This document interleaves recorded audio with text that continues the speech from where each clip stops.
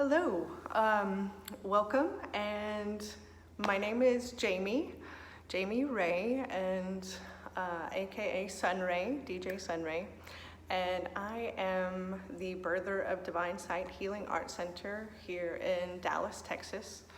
And today I wanted to share the journey or experience that birthed Divine Sight into reality in this 3D realm, and the divine path that brought it into existence. So there are multiple stories here. It's all one great timeline, the timeline of my life. So there'll be multiple videos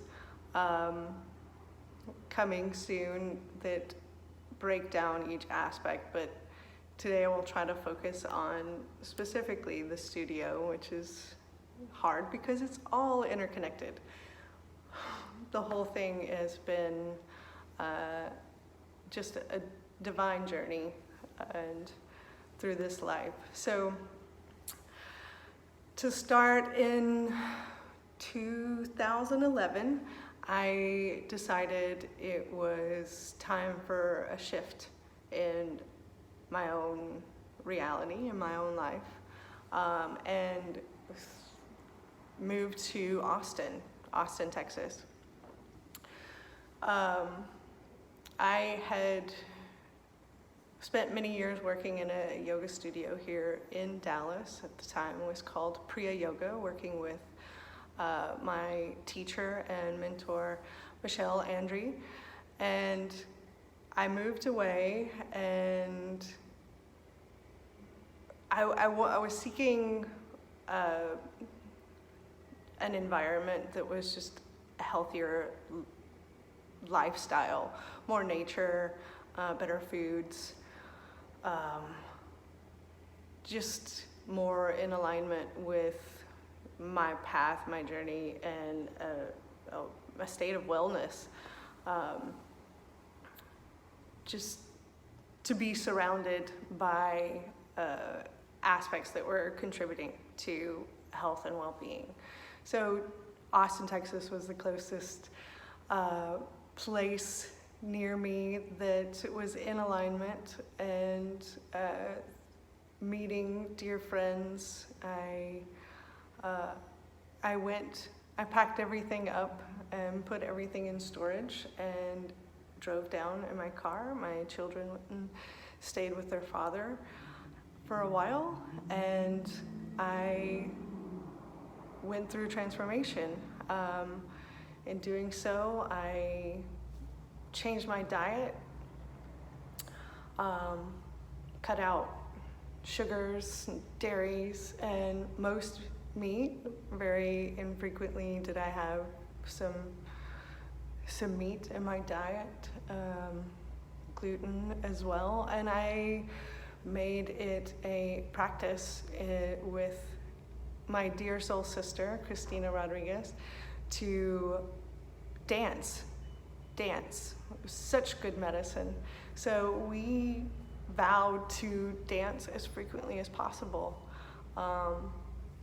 So we would go out every, once a week or so, or multiple times a week, 3 to 5 times a week. We would go dancing, no alcohol, just water, and we might stay for 45 minutes. We might stay for 2 hours, depending on the place and the vibe and the music that night and how much time we had available. So we danced and we danced and we danced. And over a 3-month span, I went from 165 pounds to 123 pounds. And my intention was not to lose weight, but to just be healthy and in my body and happy. And it just fell off. And so I released, I shed a lot of layers. And through that experience, through divine circumstance, I was led to an ayahuasca ceremony. I won't go into details on that, I'll share that later, but through that experience I did find that I was being called to gather and collect the instruments to transform the energies and help other people heal. And found a deeper power within myself of being able to move those energies on a collective level, not just for myself, but for those around me and for the entire planet and the entire cosmos, honestly. In the process, I also aligned with a soul, and we connected very deeply, and over the next 2 years our relationship grew and we decided to get married. And in that union I returned to Dallas because he lived here in Dallas. And when I returned, I went back to the studio I'd been working at out of Priya and was doing massage. I'm a massage therapist, and I had already gone through some yoga training with her. And when I arrived back, Michelle informed me that it was time for her. She was ready to move to Hawaii, which had been in her life's path and to manifest for many years. In fact, our first meeting in 2006, I believe, I had actually been on my hands and knees seeking direction and in a state of hopelessness, but knowing there was something else for me. I just didn't know where it was or what it was, and I literally was on my hands and knees on the earth crying and praying to the universe to send me a guide, a teacher. And 2 days later, I was working at a Massage Envy, which was my first job straight out of massage school, which is a great intro into the massage realm, transitioning from school. But I knew I was worth way more and that I had a much deeper level of work to do. So anyways, two days later, Michelle shows up on my massage table and we begin to talk, and it turns out that for both of us, our most favorite spot on the planet was Pahoa, Hawaii. So within she came a few times, and within a couple of sessions, she invited me to come and work out of her studio, which shifted everything, and that's where I dove into my yoga practice and began working for myself as a massage therapist independently. And that ultimately led to all of the other things. Back to the story. So I've returned and Michelle is ready to go to Hawaii. So she is planning 9 months later for that to be her reality. And so she wanted to basically train me to take over her classes and hold space for the the students that she had been teaching for many, many years and the community within the space. Now, she had sold the studio to someone else and was just working out of it at this point. So things were a bit different upon my return. I began to go through the training, and fast forward 9 months later, April of 2014, and it is almost time for Michelle to leave. And so there were a couple of retreats she was doing, and we were going to Broken Bow, Oklahoma. And she did 2 retreats, one for students and one for teachers, the first actually being for teachers. So I went to the first retreat, and through that experience, I realized, I camped, for one thing. I camped down by the river. So I set up a little tent outside the lodge because I didn't have much money and I still wanted to be there. So the offer was to just pay for my food and I could camp by the river, which was actually for me like even more spectacular because it was me in a tent by the river. I can't get better than that. So I set up my little red tent down by the river, and in that weekend there was so much frog energy. There were turtles everywhere splashing about in the water. I had this experience of actually during the night, one night I felt the earth. Sorry, message came through. I felt the earth actually take a huge inhalation and a sigh of relief. And through that experience, I really connected with the earth on a much deeper level and my ancestral lineage. I had a moment of sitting up on a cliff overlooking the river, playing my drum, and just really connecting to my roots. It was a very divine experience, and through that I realized that I needed to be at the second retreat, which was for the students, because I was supposed to be carrying the torch, right? I was supposed to become the teacher. Next in line, well, she was after her departure. So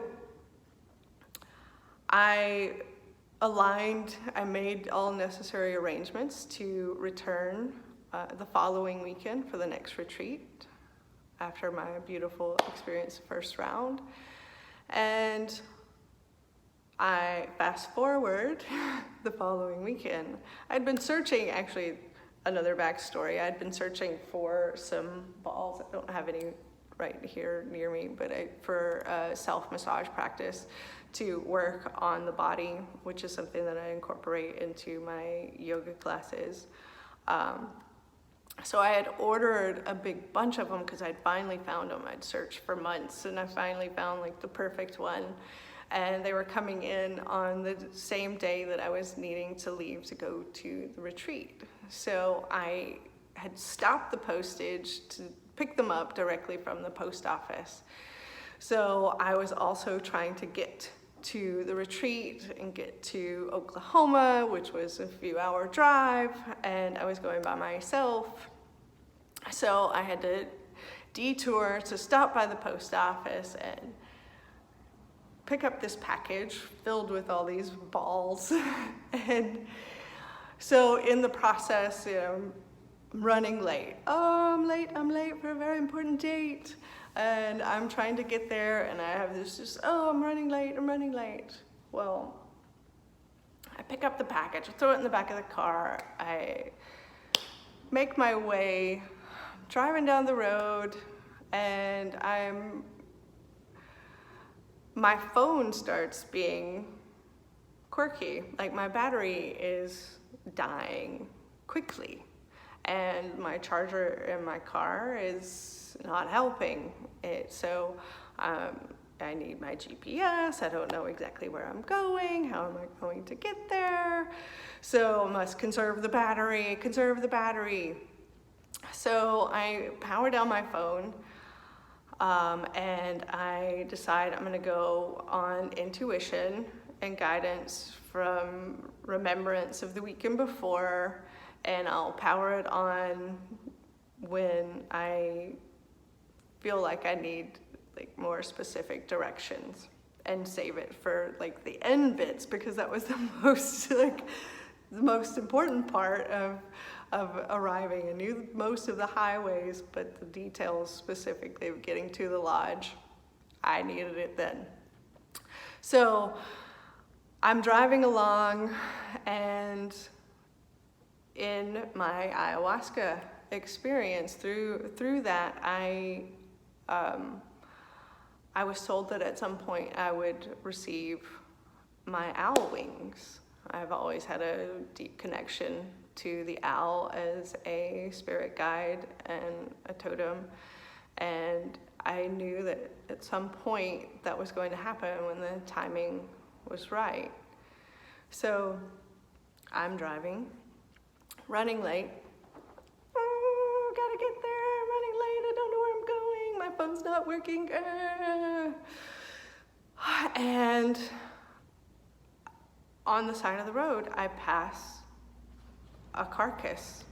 And when I pass, this wing flies up from the side of the road. And I immediately, my higher self goes, Jamie, there's your owl. You have to stop. You have to turn around. And my unconscious self sitting, no, I'm running late. No, I don't have time to stop. I can't. Jamie, it's your owl. You have to stop. That is it. Your wings have come. No, I'm running late. And I keep driving. And then I start to realize that I don't recognize my surroundings. And I don't recall being down this part of the road before. So I decide to power on the phone, and I check, and I've passed my turn. So I have to turn around. So now there's no way that I'm going to turn around at this point and then not go and at least get confirmation that this was in fact an owl. So I do, and I pull up, and it is in fact a beautiful owl, mostly in perfect condition other than deceased. And my heart is racing, and I feel just overwhelmed with grief and gratitude simultaneously, and acknowledge from the universe that the path that I was on was truly my divine right and my divine path. So now I'm sitting there on the side of the road, like, okay, what do I do now, though? Okay, it's an owl, what do I do? So I go to my car,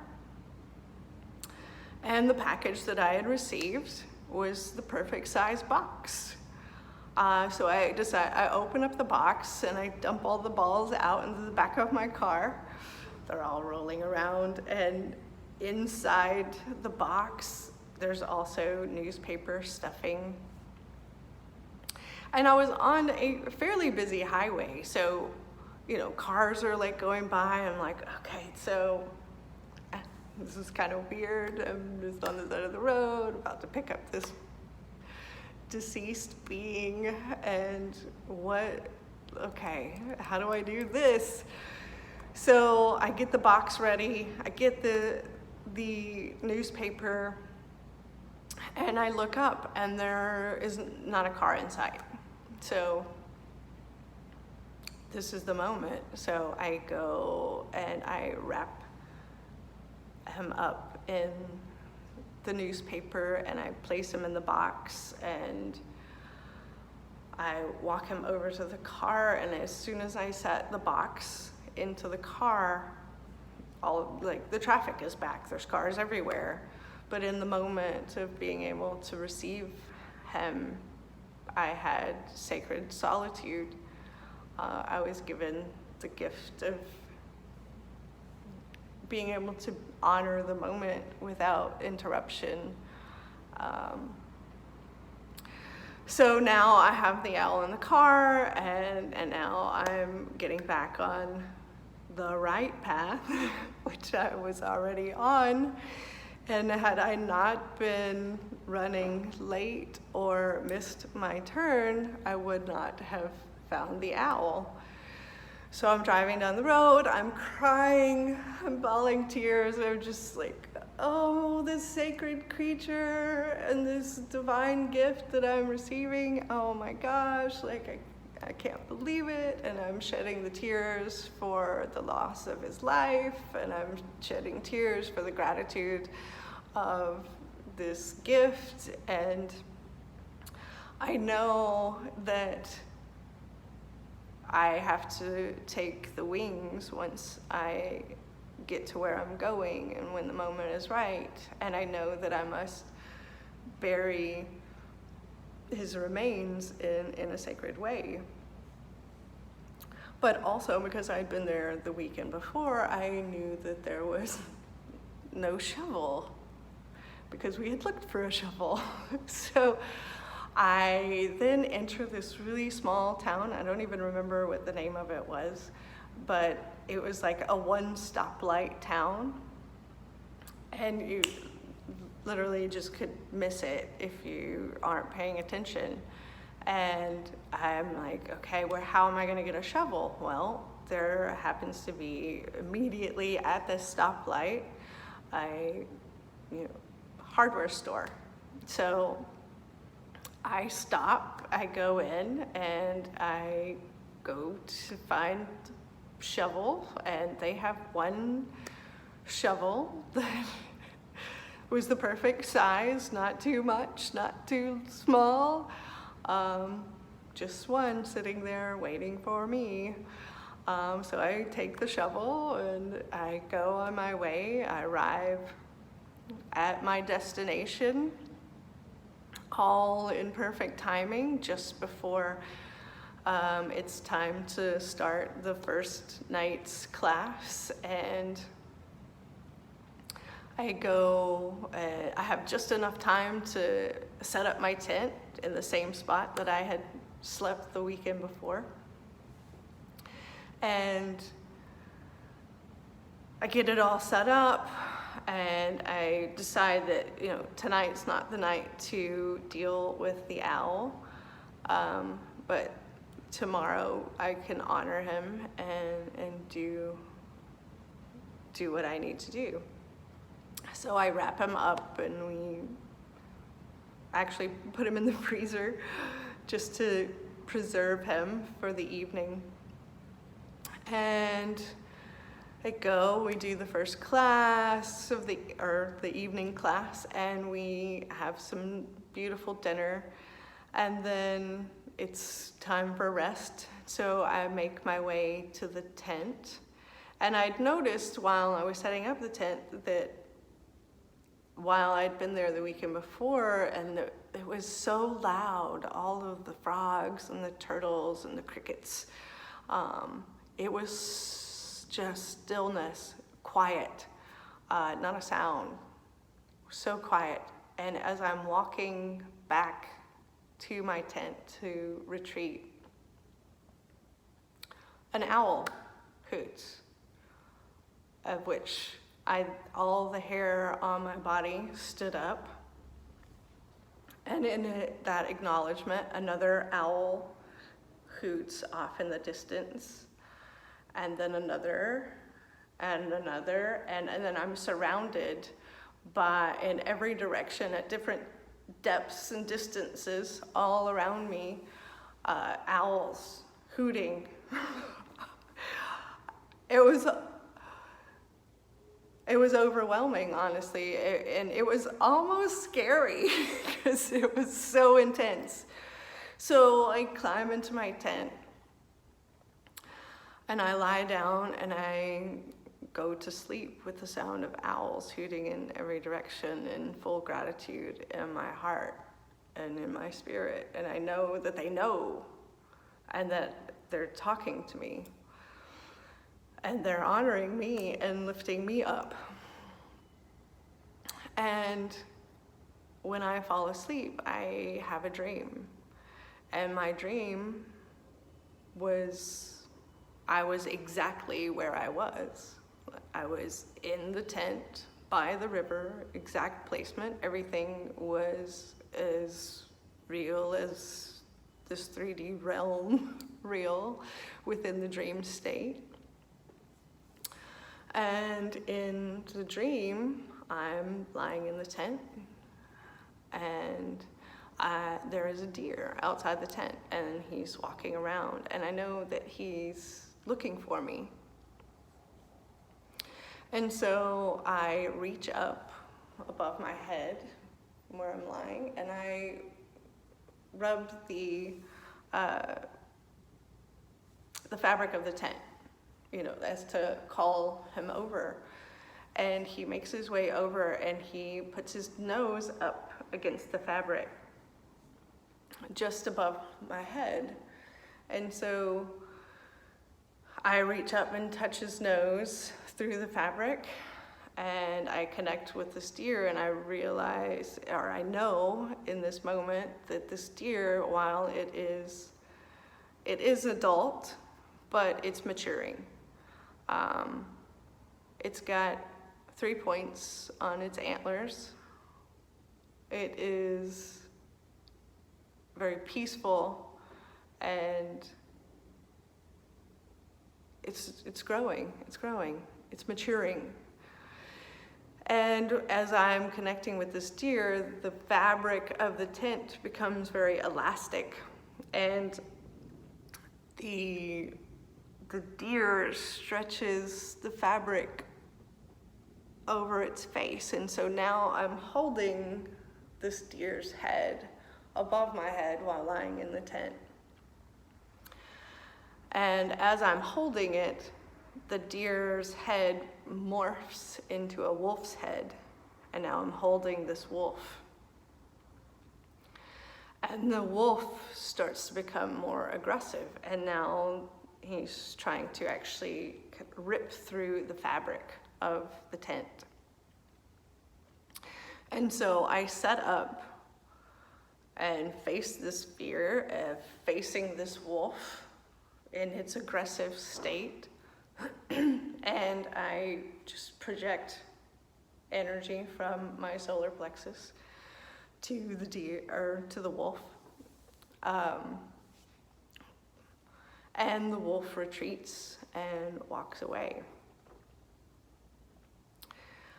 I wake up from my dream state and there are wolves howling. And they're howling in every direction, same as the owls. And throughout the night, it was a wave back and forth of wolves howling to silence, to owls hooting to silence, as though they were taking turns.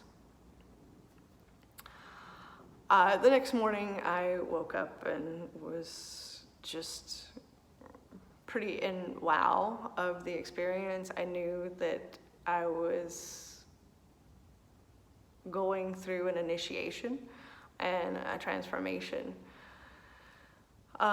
So morning class comes and I go to attend the class and we're lying in the floor and moving through various asanas. And the lodge that we're staying in, one wall of the lodge has a wall of windows, huge windows that overlook the river. So we were moving from the position that we were to over up against the wall to, I think, legs up the wall or something.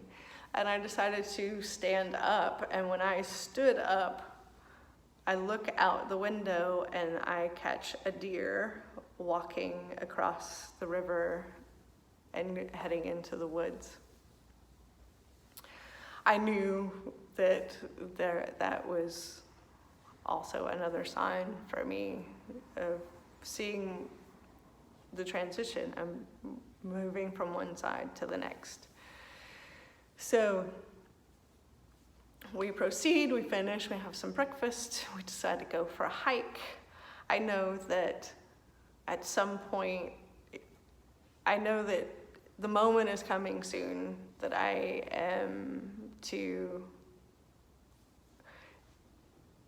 take the wings and receive the wings and put Alfred to rest. So where is this happening? Where is his sacred place? So I decide to take my shovel with me on the hike and explore options. And I had gone up to the cliff that I had been on the weekend before, and it was really rocky. You know, I couldn't get the shovel to go in. That was not the place. And so in the process, before we're leaving on this hike, I see this one spot that is down, like, so the cliff like overlooks the river, but then it drops down here and there's another little plateau with a creek. So it's also kind of a cliff. And I see it off to the side and I'm like, that might be the spot. If I don't find something, I'll come back to this place. Well, along the journey, I found many, many beautiful spots that could definitely be divine burial ground for such a sacred creature, but they were always, the shovel won't sink. Too many roots, too many rocks, too solid ground. It's not gonna work. So through the adventure, through Fairyland, we return and it's time. So I retrieve Alfred from the freezer and I bring him out, and there's lots of traffic. People are witnessing me with the owl. There are people moving down the river,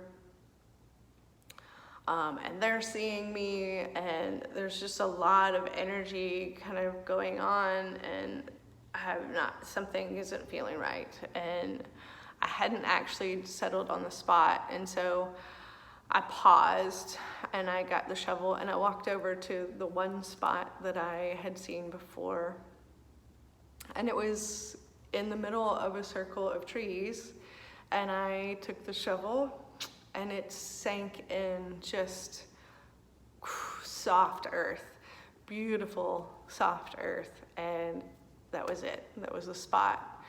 So once I found the spot and I returned to Alfred, everyone was gone. There was no one around. They'd all left the scene, and I had my moment of stillness and quietness without disturbance, to be alone in solitude with Alfred. So I took him over near the spot, and I had a little bit of anxiety prior to about, how to take the wings, like you still have to remove them from his body, and how was I going to do that? And but once I got there, all of a sudden I knew exactly what to do, and I knew exactly where to cut and how to remove them and not decimate his body and keep it very sacred. And so I removed the wings and I removed the talons, and I placed him in a hole that I had made and crying, tears are flowing as I'm moving through this process, just feeling so honored for this experience and this journey. And I cover him with dirt, and about that time my friend David shows up, and he is wanting to join in on the ceremony, which was perfect timing. And he helped me decorate the grave, the sacred burial ground.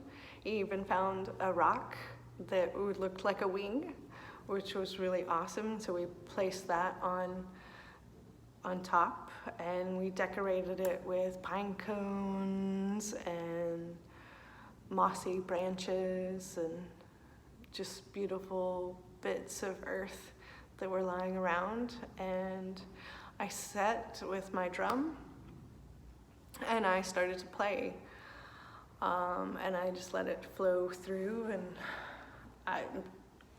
again, tears pouring down my face as I'm drumming and releasing this spirit.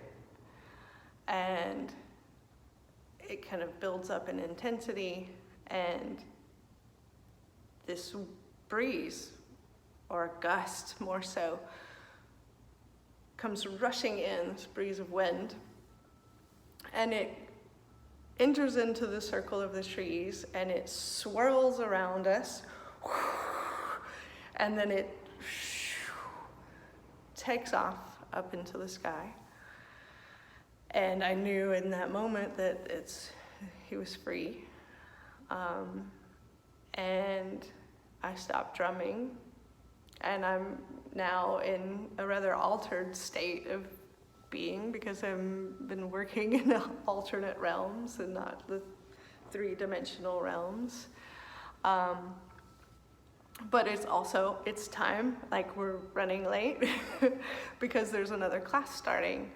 And so there had been an assignment for everyone to, I believe, draw or write something, and what are you and what are you creating?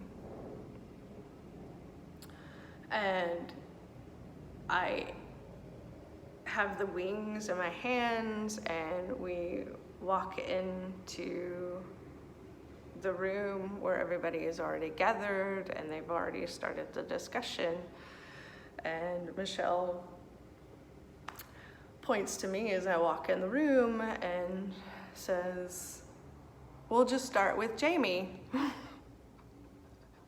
Not on the spot or anything. And I am standing there, still a bit altered, holding the wings, and what are we doing? What's going on? And she says, "What are you and what are you creating?" And I just stood there, and I spread my arms out, and the wings dropped open. And I said, "I am strong and capable and powerfully creating my dreams." And it was this very empowering, intense moment for me to claim out loud in such a space and in such a way and in such a time. And moving on, I continued to just sit in that feeling and those emotions. And when I had a moment, I went to research a bit on some animal totems, just to make sure I was receiving the message. And the owl, being the ability to see in the darkness, to see the truth, the divine sight, the deer being gentleness and the ability to meet people on their path wherever they are, to help guide them on their journey to Great Spirit, and the wolf being the teacher and the one that goes out to collect the medicines to bring back to the tribe. And it was in that moment I really realized on a much deeper level the path that I was being called to go down, stepping into a guide, a teacher's position. Literally in this moment, through this process I am, and then also through the sacred realms of divinity, also all coming into the being. So obviously divine experience. And then we returned home, and the next weekend it was actually time for Michelle to depart, and she left on a Sunday, and I was to begin teaching on Tuesday. So I would have a Tuesday morning, Wednesday evening, Thursday morning, Saturday morning class from this point forward. And Monday morning, I wake up and I'm lying in my bed, and I am just getting this feeling, this download of information, and I'm really kind of fantasizing, dreaming about what I would do if I had my own space, and what types of offerings I would have within the space, and what type of people that had their own divine gifts to share, and creating a shared workspace, collective community of teachers, guides, healers, that work with all aspects of the body, the mind, the spirit, and ways and tools in which we can utilize to clear traumas, clear old wounds and patterns, and step deeper into our authentic self. So while I'm having this vision of what I would do, my phone ringer was turned off. I didn't even know. But I, in that process, received a voice message. And the voice message, once I found it, was actually from the woman who now owned the studio that I was in. And the message was that we were not in alignment, and that it was time for me to move on. And so I went into a bit of her for a moment of what the hell? And then within about 30 minutes, that all dissipated, and I realized that this was a catalyst, and that I was being really pushed into the next step, my next mission, the next part of my journey that I was to step into. And so I went into a place of gratitude, deep gratitude for the gift that she gave. And I didn't know exactly what was coming next, but I knew that it was significant. So I reached out to some members of the community that had been witnessing me step into this position to take over these classes and become the teacher, and who had been very supportive of my journey.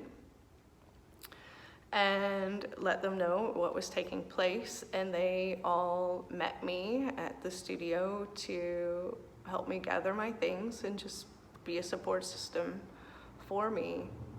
And in that, they all were like, okay, we're going to go look at some properties. And I was like, what? And they were like, nope, you're going to open your own place. And I'm like, wait a second. Like, I literally just had the thought of, for the first time really, of what that would look like if I were to ever have one. I don't have a plan for this. What do you mean I'm gonna look for my own space? Yes, we're gonna go look at properties, come on. So I reached out to my husband at the time, because he was my partner, and let him know what we were doing. And he met us at a property that we were looking at. And it wasn't really a fit. It just was more, the experience of looking at it was inspirational. But in that process, he was like, wait, we have a place. Why don't you just use the shop? So he has a business making natural skincare products using various plants, and he had a space that he had, prior to our marriage, he lived in.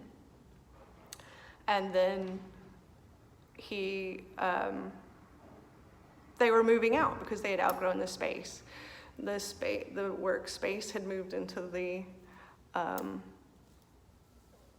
living space, and we had moved into a home, and so they were moving out of it, and the space was available. So within 4 hours of receiving a phone call, I actually had my own place, and I opened a week later. And it became known as Divine Sight Healing Art Center. So I'll show you real quick. I have a client coming. I just walked in the door, so I've got to get to him, but here we go.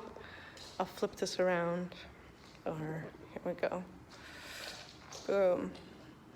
There's Alfred. I'll come over here. Here we go. We've got the deer head above the head with the owl wings resting on top, decorated with the pine cones, flower of life. These are all done by Mugwort, which also designed our logo once I reached out and shared with him my journey. And then, oh, yes, powerfully creating my dreams. And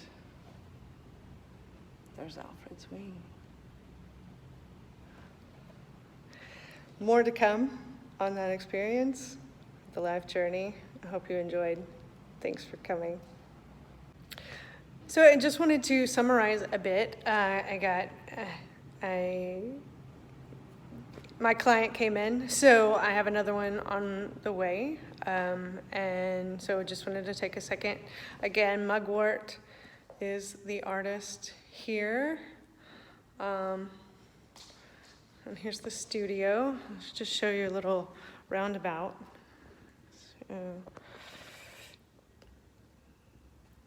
here we go. This is our space.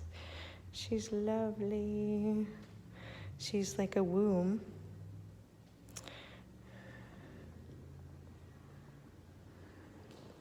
And here we have our entrance, and I'll show you if you can see. Let's see. Oh, there's the logo. Okay. Here's the deer crossing the river, the sun rays, and the wolf. The owl. This divine sight. So there's a glimpse, there's a smidgen of this journey that I call my life, and how divine sight came to be birthed into existence.